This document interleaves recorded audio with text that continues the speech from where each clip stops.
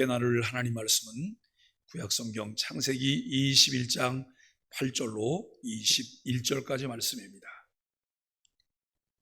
아이가 자라매 젖을 떼고 이삭이 젖을 떼는 날에 아브라함이 큰 잔치를 베풀었더라.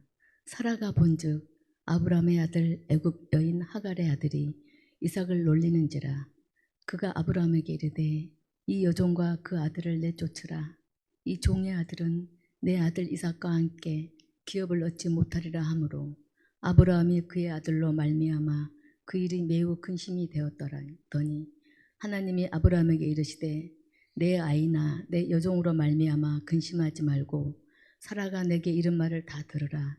이삭에게서 나는 자라야 내 씨라 부를 것임이니라. 그러나 여종의 아들도 내 씨니 내가 그로 한 민족을 이루게 하리라 하신지라. 아브라함이 아침에 일찍이 일어나 떡과 물 한 가죽 부대를 가져다가 하갈의 어깨에 메어주고 그 아이를 데리고 가게 하니 하갈이 나가서 브엘세바 광야에서 방황하더니 가죽 부대에 물이 떨어진지라. 그 자식을 감목덤불 아래에 두고 이르되 아이가 죽는 것을 참아 보지 못하겠다 하고 화살 한바탕 거리 떨어져 마주 앉아 바라보며 소리내어 우니 하나님이 그 어린 아이의 소리를 들으셨으므로 하나님의 사자가 하늘에서부터 하갈을 불러 이르시되 하갈아 무슨 일이냐 두려워하지 말라. 하나님이 저기 있는 아이의 소리를 들으셨나니 일어나 아이를 일으켜 내 손으로 붙들라. 그가 큰 민족을 이루게 하리라 하시니라. 하나님이 하갈의 눈을 밝히셨으므로 샘물을 보고 가서 가죽 부대에 물을 채우다가 그 아이에게 마시게 하였더라.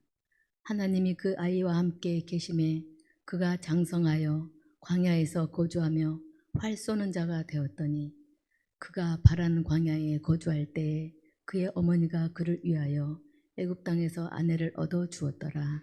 아멘. 오늘은 21장 8절로 21절까지 말씀을 통해서 이삭과 이스마엘이라고 하는 주제로 함께 은혜를 나누려고 합니다. 이삭이 젖을 떼는 날 아브라함이 잔치를 엽니다. 이스마엘이 이삭을 놀리자 사라는 아브라함에게 하갈과 이스마엘을 내쫓으라고 말합니다. 하갈은 아이와 광야에서 이제 방황하다가 물이 떨어지자 소리내어서 울게 됩니다. 그때 하나님의 사자로부터 아이가 큰 민족을 이루리라고 하는 계시를 받고 샘물을 발견합니다. 바른 신앙생활은 우리의 삶의 자리에서 무엇을 선택하는지에 따라서 그 결과가 결정된다라고 하는 것을 알게 됩니다. 삶의 상황에서 근심과 염려의 자리를 하나님의 말씀으로 채우는 것은 그 공간을 염려와 근심을 은혜와 평강으로 채우실 하나님이 일하도록 하게 하는 것입니다. 아브라함은 이스마엘과 이삭의 사이에서 인간적인 근심에 빠질 수도 있었지만 오직 하나님이 주신 약속의 말씀을 믿고 순종합니다. 하나님은 우리의 근심을 그분의 약속으로 대체해 주십니다. 그러므로 믿음의 사람은 근심 대신에 하나님의 약속을 붙잡고 사명의 길로 나아가야 합니다. 하나님께 맡긴 근심은 반드시 감사와 찬송의 열매로 우리에게 돌아오게 됩니다. 우리가 어떤 사람이든 무슨 일을 했든 은혜라는 엄청난 하나님의 사랑이 여전히 우리를 덮고 있습니다. 오늘 8절로 13절까지 말씀은 하갈과 이스마엘을 추방하는 내용을 만나게 됩니다. 사라가 노년에 아들 이삭을 얻었으니 그 아들이 얼마나 이쁘고 귀하겠습니까? 그러던 중 하갈의 아들 이스마엘이 이삭을 놀리는 장면을 목격합니다. 사라는 이삭과 이스마엘이 아브라함의 유업을 함께 받을 수 없음을 알고 아브라함에게 여종과 이스마엘을 내쫓으라고 말씀합니다. 놀랍게도 하나님은 사라의 말을 수용하십니다. 이 과정에서 하나님은 두 가지를 말씀하시는데, 첫째는 하나님의 약속은 이삭을 통해서 이루어진다라고 하는 것이 12절 말씀이고, 둘째는 이스마엘도 큰 민족을 이루게 하신다고 하는 것이죠. 여러분, 이 이스마엘이 태어난 것은 불행의 씨앗이에요. 그리고 불신의 결과예요. 그럼에도 불구하고 하나님께서는 그 불행의 씨앗이고 불신의 결과까지도 하나님이 돌보시고 그들을 이끄신다고 하는 사실들을 우리가 눈여겨보아야 할 것입니다. 이스마엘에 대한 말씀에서 우리는 하나님의 사랑이 모든 사람에게 행하고 있음을 알 수 있습니다. 이스마엘은 아브라함의 아들로서 번성의 은혜를 누리게 됩니다. 오늘날에도 하나님의 통치가 하나님의 택한 백성들에게만 아니라 모든 만민에게 미치고 있다고 하는 것이죠. 이 세상에 속한 일들 중에 하나님의 통치에서 벗어나는 일은 결코 없습니다. 우리가 여러분 특별 은총이라고 하는 것을 말하고 일반 은총이라고 하는 것을 말해요. 또 하나님의 특별 계시를 말하고 하나님의 일반 계시를 말해요. 우리는 자연 계시와 초자연 계시를 말해요. 이것의 차이는 무엇일까요? 특별 계시, 우리가 또 이제 그 초자연 계시, 그리고 하나님의 특별 은총, 이런 것들은 택자들에게 이루어지는 일들이에요. 그런데 일반 은총이나 일반 계시나 자연 계시는 모든 이들에게, 모든 만물들에게 이루어지는 일들이라고 하는 것을 우리는 보아야 할 것입니다. 이 세상에 속한 모든 일들 중에 하나님의 통치에서 벗어나는 것은 결코 없다고 하는 것을 보면서 여기 14절로 21절까지 말씀을 통해 이스마엘의 소리를 들으신 하나님을 만나게 됩니다. 하나님은 모든 민족을 지으시고 아버지같이 돌보시는 분이심을 알게 됩니다. 하갈과 이스마엘은 떡과 물 한 가죽 부대만 가지고 아브라함의 집을 떠났어요. 그러니까 여러분, 떡과 한 이 가죽 부대의 물이라고 하는 것은 인간이 그냥 휴대할 수 있을 만큼, 가져갈 수 있을 만큼 그것을 가져간 거예요. 이것을 먹고 이것이 떨어지면 그 다음에는 어떻게 될지 아무도 모르는 거예요. 죽을 수도 있는 그런 상황이죠. 그들은 브엘세바 광야를 떠돌았는데 그것은 물이 거의 없는 지역입니다. 제가 이스라엘을 여행할 때 차를 타고 가다 보니까 삼거리에 나무로 된 표지판을 하나 세워놨어요. 이렇게 화살표처럼 해갖고 거기에 뭐라고 써요? 브엘세바 이렇게 써 있더라고요. 아, 이쪽으로 가면 브엘세바구나. 근데 여러분, 이 브엘세바라고 하는 지역은 마실 물이 없는 곳이에요. 광야에서 마실 물이 떨어진다고 하는 것은 곧 죽음을 의미하게 되는 것인데요, 하나님이 이스마엘에게 주신 그러한 민족을 이루게 하리라고 하는 약속이 무산될 수 있는 상황이라고 하는 거예요. 때때로 우리는 이런 것들을 보아야 되는 거예요. 우리들의 선택에 의해서, 어처구니 없는 선택에 의해서 참 아주 나쁜 상황들이 전개가 되고 있어요. 나쁜 상황들이 전개가 되고 있음에도 불구하고 상황과 달리 하나님의 약속이 살아있다면, 내가 그 상황에서 하나님의 약속을 붙잡을 수 있다면 하나님은 약속을 이루신다라고 하는 것을 알게 돼요. 주변에 있는 사람들에 의해서, 또 여러분 또 나의 선택에 의해서 잘못된 것을 선택했을 그 상황 가운데서도 내가 하나님의 약속에 붙들리면, 그 약속을 붙잡으면 하나님께서는 약속의 말씀을 통해 우리의 길을 인도하신다는 거예요. 이거 정말 대단하지 않아요? 그렇기 때문에 내가 하나님의 선택된 백성이며 그의 은혜 안에 산다면 우리는 우리의 삶을 염려와 근심할 필요가 없다는 거예요. 왜냐하면 염려와 근심은 이루어지지 않은 상황들을 내가 염려하며 근심하고 있는 거예요. 가불해서 근심은 그것 때문에 다 죽게 된 거예요. 그런데 하나님의 약속은 내가 선택한 것과 관계없이 살아있다고 하는 거예요. 우리가 이러한 사실들을 생각하면서, 여러분, 하갈은 아들의 고통을 참아 볼 수 없어서 소리내어 울 뿐이에요. 이것이 인간의 연약함이고 인간의 한계예요. 인간은 무엇을 할 수 있는 능력이 없기 때문에 불편하고 어려우면 소리를 내게 되는 거예요. 우리가 여러분 뭔가 막 부르짖어서 울면서 소리를 지를 때도 있어요. 그런데 온 힘이 다 빠지고 그야말로 기진맥진했을 때에는 작은 신음을 통해서 내 의사를 표현하는 거예요. 그 의사를 하나님께 전달하는 거예요.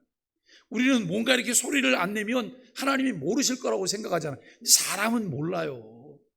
누군가 아프다고 말해야지 알고, 그리고 여러분 뭔가 얼굴이 좀 쪽 빠지거나 좀 초췌해지면 이분에게 무슨 일이 있구나라고 생각하지만, 눈으로 보거나 귀로 듣거나 상황을 파악하지 못하면 알 수가 없어요. 그럼에도 하나님은 그 상황을 아신다는 거예요. 우리의 일거수일투족 모든 것을 아시는 주님이세요. 그리고 여러분, 그 주님께서는 우리 개개인을 마치 개개인을 대하듯이 대하시면서 아신다는 사실이에요. 이 은혜가 얼마나 감사한지 몰라요. 이때 하나님이 이 아이의 소리를 들으시고 사자를 보내서 그를 구원하십니다. 비록 종의 아들 이스마엘이라 할지라도 하나님은 그 부르짖음을 외면하지 않으십니다. 하나님은 고통으로 부르짖는 이들에게 귀를 기울이시고 은혜를 베푸십니다. 하나님은 이스마엘을 보호하셨습니다. 하갈과 이스마엘이 광야를 헤매는 과정에서 마실 물이 바닥났을 때 하갈은 아무것도 할 수 없었습니다. 이때 이들을 구원하신 분은 하나님이십니다. 하나님의 사자가 나타나서 여러분 이렇게 말을 해요. 하나님이 들으셨다 그래요. 하나님이 들으셨다. 사실 여러분, 하갈의 그 울부짖음이나 이스마엘의 고통은 어쩌면 대상도 없이 그들이 부르짖었을지도 몰라요. 대상도 막연하게 그들이 부르짖었을지도 몰라요. 그런데 하나님은 그들의 고통을 들으셨습니다. 이것은 하나님이 이스라엘의 부르짖음만이 아니라 비이스라엘의 목소리에도 귀를 기울이시는 분임을 알려주고 있습니다. 하나님은 이 땅의 모든 고통스러움과 억울함을 간과하지 않으시고 들으십니다. 특히 약자들의 아픔을 외면하지 않으세요. 약자들의 아픔을 외면. 우리가 여러분 길을 가다가 약자를 만났는데 약자가 어려움에 있어요. 그래서 그들을 찾아가서 그들의 그 어려움들을 보살펴요. 이것은 하나님의 마음이에요. 하나님의 은혜를 입을 수 있는 마음이고 하나님의 마음이에요. 그저 약자를 보면서 여러분 약자를 무시하고 멸시하고 함부로 대한다, 이것은 하나님의 마음이 아니라 여러분 사단과 동업하는 마음이에요. 그러니까 매일 매순간 나는 뭘 선택할까 우리가 생각을 해 보아야 될 것입니다. 그런 하나님이 그의 백성의 소리에 귀를 기울여 듣지 않으실까? 모든 소망이 끊어져 죽음의 위기를 맞닥뜨렸을 때 우리가 할 수 있는 유일한 것이 있는데 그것은 하나님께 간절히 기도하는 것입니다. 하갈의 울음소리를 들으신 하나님은 천사를 보내 그들을 도와줍니다. 하나님은 아이를 일으켜 손으로 붙들라 하시고 그를 통해 큰 민족을 이루실 것이라고 약속하십니다. 근데 이 약속은 이때만 한 게 아니잖아요. 17장에서도 하나님께서 그를 찾아와 주셨고 그에게 하셨던 말씀이거든요. 그리고 하갈의 눈을 밝혀 샘물을 발견하게 하셔서 그들의 목숨을 살려주셔요. 물을 한 가죽 부대만 들고 나왔는데 이들이 연명하며 큰 민족을 이루는 길로 나갈 수 있도록 하나님께서 그들에게 필요를 발견케 하십니다. 하갈은 이전에 자신에게 나타나신 감찰하시는 하나님을 다시 만났습니다. 광야에서 목말라 죽어가는 하갈과 이스마엘의 고통을 들어주신 하나님은 오늘도 우리의 목마름을 해결해 주시고 우는 자의 편이 되어주십니다. 여러분, 이 하갈을 보면서 우리가 이렇게 말한다고 생각합니다. 하갈은 참 좋겠다. 하갈은 참 좋겠다. 하나님께서 이렇게 와서 만나주시니. 우리가 혹시 그렇게 생각한다고 하면 우리는 바보예요. 왜 바보인지 아세요? 하갈은 하나님이 그렇게 찾아와 주셔야지만 하나님을 만날 수 있어요. 그런데 하나님은 66권 전권을 통해 우리에게 늘 우리 곁에 함께 계세요. 이 말씀을 주시고 이 말씀을 읽고 듣고 묵상하고 암송할 때 이 말씀을 깨닫도록 우리에게 누구도 주셨어요? 성령님도 우리 마음 가운데 주셨잖아요. 그런데 요거는 모르고 하나님이 하갈을 만나 주시니까 참 되게 좋겠다. 되게 좋겠다 그래요. 우리가 여러분 66권 성경을 주셨으니까 목사님 이거는 그냥 책이잖아요. 이 책 속에서 주님과 개별적인 독대가 매일 매 순간 이루어져야 되는 거예요. 친밀한 관계가 이루어져야 되는 거예요. 그 시간이 어떤 시간이에요? 말씀을 묵상하는 시간이에요. 그 말씀을 묵상하면서 말씀 붙잡고 하나님 앞에 기도하다가 우리가 좀 더 주님을 깊이 알아가게 되고 주님과 친밀한 관계가 이루어지게 되기를 바랍니다. 여러분, 죽음의 위기에서 구원받은 이스마엘은 어엿한 청년으로 성장하게 돼요. 세월이 좀 흘렀죠? 그는 광야에서 거주하며 활 쏘는 자가 됩니다. 이후 애굽 땅에서 아내를 얻어 이제 가정을 꾸리게 되는 내용이 21절에서 이제 진행되고 있습니다. 그는 하나님께 복을 받아 광야에서 자신의 영지를 개척했습니다. 하나님은 이스마엘을 버리지 않으시고 그 생명을 지켜주셨을 뿐만 아니라 큰 민족도 이루게 하셨습니다. 이처럼 하나님은 아브라함과 사라의 불신앙으로 태어난 이스마엘 자손도 돌보시며 살 길을 찾아주셨다는 거예요. 여러분, 불행의 씨앗이고 불신의 이제 결과물인 이스마엘도 하나님이 돌보시잖아요. 이삭도 하나님이 돌보시잖아요. 그 차이를 아세요? 그 차이가 얼마나 대단하고 크다고 하는 것을 여러분 아세요? 하나님께서 여러분 그리스도를 알지 못하는 세상의 사람들도 하나님이 다 돌보시는데 그들을 돌보심과 예수 그리스도를 믿고 주님을 쫓아가는 나를 돌보심과의 차이를 우리가 알고 계세요? 이 차이를 우리가 느끼셔야 돼요. 이 차이를 보셔야 돼요. 이것에 대한 세밀함들을 우리가 보시는 것이 우리에게 필요하다고 하는 것을 우리는 알게 되어야 합니다. 우리를 향한 하나님의 사랑은 그만큼 크고 깊은데요, 하나님은 아브라함이 노년에 얻은 이삭을 상속자로 선택하셨습니다. 이 일 때문에 이스마엘과 여종 하갈은 추방을 당합니다. 그럼에도 하나님은 그들의 생명을 돌보시고 이스마엘이 큰 민족을 이루게 하십니다. 하나님은 오늘날에도 열방과 많은 민족들을 포기하지 않으시고 그들이 주께로 돌아오도록 자비와 긍휼을 베풀어 주십니다. 사라는 악한 의도에서 하갈과 이스마엘을 쫓아내라고 요구했지만 하나님의 의도는 그렇지 않았다는 거예요. 이런 전쟁이 일어났어요. 우리 6.25가 이제 끝나고 이제 정전협정이 맺어진 지가 금년이 70년 되는 해거든요. 그런데 북한이 남침을 했어요. 어떤 사람은 북침을 이야기하는 정말 멍청한 바보가 악의적인 거죠. 남침을 했는데 남침에서 밀고 내려오면서 그냥 인명을 막 살상을 하는 거예요. 그런데 인민군 병사 중에 이 부상을 당한 사람을 만난 거예요. 누군가 그 사람을 돌봐줘요. 그랬더니 우리 대한민국 정부가 뭐라고 말하냐면 너는 적군을 돌봐줬으니까 너는 사형에 해당해, 이렇게 말한다고 한다면 이것은 사라의 마음이지 하나님의 마음이 아니에요. 혹시 우리 중에도 저 미운 놈을 왜 돌봐줘?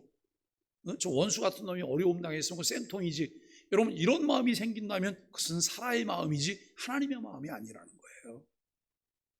우리가 신앙생활하면서 여러분 설령 상대가 악한 자일지라도 그가 어려움에 빠졌으면 그를 돌봐줘요. 이것이 주님의 마음이에요. 온 세계를, 세상을 바라보시는 주님의 보편적인 마음이라고 하는 것을 우리는 알게 돼요. 여러분 이러한 마음을 세상에서는 뭐라고 말하냐면 인도적이다 그래요. 인도적인 정신을 가져야 된다. 이것이 여러분 하나님의 일반 은총인 거예요. 이삭을 향한 계획과는 별도로 이스마엘을 향한 계획도 가지고 계셨기 때문에 그를 아브라함의 집에서 분리시켰다라고 하는 것을 알게 돼요. 이거 보면 이런 거 속에서 묘한 걸 느껴야 되는 거예요. 아니, 하나님께서 지금 이스마엘을 향한 계획도 가지고 계신데 왜 분리시켜? 여러분 거기에서 같이 사는 한 끊임없이 그 속에서 뭐가 일어나요? 분쟁이 일어나는 거예요. 다툼이 일어나는 거예요. 하나님은 이스마엘이 불행의 씨앗이고 불신의 결과물이지만 그를 위한 계획도 가지고 계시지만 그 안에서는 함께 살지 못하고 그에게 독립된 공간들을 만들어 주시는 것을 우리는 보아야 된다고 하는 것이죠. 우리는 하나님의 계획을 다 알지 못하기 때문에 이해하려고 하지 말고 온전히 순종하려고 해야 돼요. 왜냐하면 이해하지 못하는 순간에 내 마음에서는 뭐가 일어나요? 불순종과 거부의 마음이 일어나기 때문에 하나님 순종하게 해주세요. 아멘하게 해주세요. 그리고 그 일에 힘써 행하게 해주세요. 이렇게 기도하는 것이 필요해요. 하나님께 순종하는 것이 아름다운 결과로 이어지기 때문에 우리는 그렇게 해야 합니다. 사랑하는 소망의 가족 여러분, 이삭을 얻은 기쁨이 크지만 하나님을 신뢰하지 못하여 얻은 아들 이스마엘과의 관계 속에서 또 다른 고통을 안게 된다는 거예요. 우리는 오늘 이 말씀을 통해서 이런 생각을 한번 해봐야 돼요. 내가 어떤 일을 하다가 하나님 앞에 불순종하고 불신앙적인 선택을 했어요. 그래서 나쁜 일이 진행이 돼요. 나쁜 일이 진행됐음에도 불구하고 그 다음에 그냥 무슨 일이 없었던 것처럼 이렇게 일이 진행돼요. 그러니까 우리는 이렇게 다행이다. 다행이다. 근데 정말 다행일까요? 어떤 아버지가 아들과 함께 한날 이런 이야기를 했어요. 아들아, 아빠가 보니까 넌 참 좋은 아들인데 아직 미성숙한 어린아이이기 때문에 가끔 실수를 하거든. 그런데 아빠는 너 실수하는 걸 다 용서해. 근데 실수하는 것 아빠가 용서하고 다른 사람이 용서해도 실수한 흔적이 어떻게 남는지 한번 확인해 볼까? 라고 얘기해. 그러니까 아이가 궁금하잖아요. 아빠 어떻게 할 건데요? 문지방에다가 아이가 뭘 잘못할 때마다 못을 하나 박아요. 못을 살짝 박아요. 그리고 난 다음에 그 못을 빼내는 거예요. 빼낼 땐 뭐라고 말하냐면 요건 못을 박는 건 너가 잘못하는 거고 못을 빼는 거는 아빠가 용서해 주는 거야. 그리고 못을 뺐더니 거기에 뭐가 남아요? 흔적이 남잖아. 요거 잘못할 때마다 계속 못을 박는 거예요. 처음엔 하나였는데 가다 보니까 꽤 많아져갖고 문지방이 빼곡하게 다 채워진 거예요. 아들에게 물어봤어요. 이 자국이 하나도 없을 때와 자국이 이렇게 많아질 때요, 뭐가 달라? 보기가 싫어요. 보기가 싫어요. 우리가 불순종하고 실수하고 여러분 무엇을 했을 때 하나님은 나를 용서해 주세요. 하나님 잘못해 용서해 흔적이 남아있어요. 덕지덕지 흉터가 있는 상황에서 우리가 성장해 가는 거예요. 여러분, 이 흔적 없이 성장해 가는 사람은 아무도 없어요. 그럼에도 불구하고 우리들이 더욱더 주님께 가까이 가고 경건한 삶을 추구하면서 하나님을 경외하는 자로 살아가야 될 이유가 무엇일까요? 은혜의 습관을 갖고 말씀의 습관을 갖고 기도의 습관을 갖고 그리고 여러분 선한 일을 행하는 습관을 가져야 되는 이유가 무엇일까요? 아름다운 족적들을 남기기 위해서 우리는 그렇게 해야 된다라고 하는 것입니다. 여러분, 이스마엘은 아브라함의 불신의 열매예요. 그럼에도 하나님은 이스마엘을 끝까지 책임져 주시겠다고 약속을 하십니다. 이스마엘을 광야로 내보내는 일이 아브라함에게 결코 쉬운 선택은 아니었을 것입니다. 황량한 광야로 자식을 내보내고 싶은 부모는 이 세상에 아무도 없습니다. 게다가 그는 오랜 광야 생활을 통해서 광야의 위험을 누구보다 잘 알고 있었습니다. 하지만 아브라함은 이스마엘에 대한 하나님의 신실한 약속에 의지하여 마침내 그들을 광야로 내보내는 결단을 해요. 그는 이스마엘을 향한 부성애를 내려놓고 하나님 말씀에 순종하기를 선택합니다. 우리가 여러분 이 상황에서 두 가지를 읽어야 되는 거예요. 아브라함이 사라가 자꾸 쪼아대니까 마지못해 그것을 했다. 또 하나는 하나님께서 그것을 원하시는 것을 깨닫고 그 일에 순종했다. 두 가지 생각을 다 해볼 수 있는 거예요. 두 가지가 다 가능할 거예요. 그렇죠? 두 가지가. 이쪽을 보면 사라가 쪼아대서 견딜 수가 없는데 그래서 그것 때문에 고통스러워서 하나님께 기도했더니 하나님께서 내보내는 게 맞다라고 말씀하시는 거예요. 예? 이런 상황들을 우리가 다 함께 생각을 해보는 것이죠. 때로는 말씀과 상황이 서로 상충되며 그 안에서 무엇인가를 결정해야 될 때 우리는 고민해요. 그런데 그때는 정말 단순해져야 돼요. 단순한 선택을 해야 되는 거예요. 복잡하게 여러 가지를 생각하면 우리는 답을 찾을 수가 없어요. 매 순간 변화무쌍한 현실이 아니라 흔들림 없이 늘 한결같은 말씀을 선택하여야 합니다. 하나님의 뜻이 이해되지 않는다 할지라도 순종을 선택할 수 있는 마인드가 우리에게 필요해요. 과거 이스라엘 백성이 여리고성을 무너뜨린 것도 순종했기 때문이고, 넘치는 요단강물이 한순간에 멈추고 이스라엘 백성이 강 한가운데를 평지 지나가듯 건널 수 있었던 것도 순종했기 때문에 가능한 일이라고 하는 것이죠. 하나님의 말씀이 이해되지 않더라도 먼저 순종할 수 있게 되기를 바랍니다. 누가 그런 얘기를, 교회는 그냥 너무 순종을 위해서 싫다고. 근데 여러분, 여기서 우리가 세밀하게 생각할 수 있는 게 있어요. 순종이 싫은 게 왜 싫을까? 왜 순종이라는 말이 싫을까? 순종이라고 하는 것 자체가 나쁘지 않아요. 내 마음에 에덴 동산에서 하나님을 거역했던 아담의 불순종의 마음이 있기 때문이에요. 내 마음에 하나님 두기를 싫어하는 마음이 있기 때문에 우리는 순종이라고 하는 말 자체가 여러분 불편한 거예요. 오늘 우리는 순종할 때 하나님이 약속하신 평강과 은혜를 경험할 수가 있습니다. 하나님은 참된 평화와 안식을 주시는 유일한 분이십니다. 우리가 가진 불완전한 지혜에 의지하여 불순종을 선택한다면 평강은 깨어지지만, 반대로 우리가 이해할 수 없더라도 하나님의 뜻에 기꺼이 순종한다면 우리는 참된 평안을 경험하며 그 안에서 살게 됩니다. 그러므로 아무리 작고 사소한 일이라도 하나님의 뜻을 따라 순복해야 한다는 신앙의 기본 원리를 분명히 세우시고, 지금 바로 그렇게 사는 우리 소망의 가족들이 되시기를 예수 그리스도의 이름으로 간절히 축복합니다. 우리 함께 기도의 내용을 함께 기도하겠습니다. 하나님, 세상에서 방황하던 우리에게 찾아오셔서 영혼의 갈증을 해결해 주시고 다시 일으켜 주시니 감사합니다. 버림받은 것 같은 때에도 우리를 외면하지 않으시고 구원하시는 하나님 앞에 다만 부르짖게 하여 주옵소서. 모든 사람에게 사랑을 부으시는 하나님의 자비하심을 담게 하여 주옵소서. 예수님의 이름으로 간절히 기도합니다. 아멘.